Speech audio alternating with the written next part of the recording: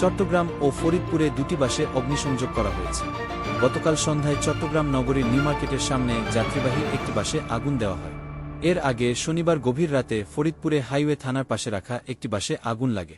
গতকাল রাতে চট্টগ্রামের কোতোয়ালি থানার ভারপ্রাপ্ত কর্মকর্তা ওসি আব্দুল করিম বলেন, সন্ধ্যায় নগরীর নিউমার্কেটের সামনে একটি যাত্রীবাহী বাসে আগুন লাগে। কে বা কারা আগুন দিয়েছে তদন্ত করে বের করা হবে। এখন বিস্তারিত বলা যাচ্ছে না। প্রত্যক্ষদর্শীরা জানান, সন্ধ্যায় নিউমার্কেটের সামনে বাসটি এসে থামে। যাত্রীরা বাস থেকে নেমে যাওয়ার পর বাসে কে বা কারা আগুন দেয়। তবে আগুনে যাত্রীদের কোনো ক্ষতি হয়নি। খবর পেয়ে ফায়ার সার্ভিস ঘটনাস্থলে উপস্থিত হয়ে আগুন নেভানোর কাজ শুরু করে। বাসটির চালক আব্দুর রহিম জানান, বাসটি চট্টগ্রাম বিশ্ববিদ্যালয় থেকে যাত্রী নিয়ে নিউমার্কেট মোড়ে পৌঁছালে যাত্রী নামার সময় একজন বাইরে থেকে পেট্রোল বোমার মতো কিছু একটা ছুঁড়ে পালিয়ে যায়। তখন যাত্রীরা দ্রুত নেমে যায়। চট্টগ্রাম ফায়ার সার্ভিসের কন্ট্রোল রুম সূত্র জানায়, 6:04 সময় তারা বাসে আগুনের খবর পায়। পরে নন্দনকানন ফায়ার সার্ভিসের একটি ইউনিট ঘটনাস্থলে পাঠানো হয়।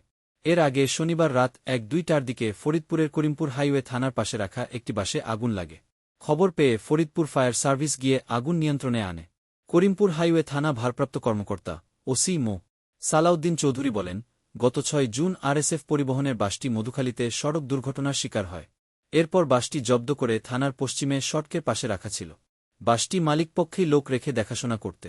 রাত 1:30 অথবা 1-2টার দিকে জানতে পারি বাসটিতে আগুন লেগেছে। তবে কিভাবে আগুনের সূত্রপাত বা দুর্বৃত্তরা আগুন দিয়েছে কিনা সে বিষয়ে নিশ্চিতভাবে কিছু এখনও জানা যায়নি। তবে আগুনে বাসটির বেশ কিছু আসন পুড়ে গেছে।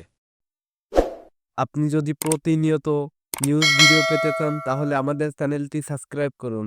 সাবস্ক্রাইব করে আমাদের সাথেই থাকুন।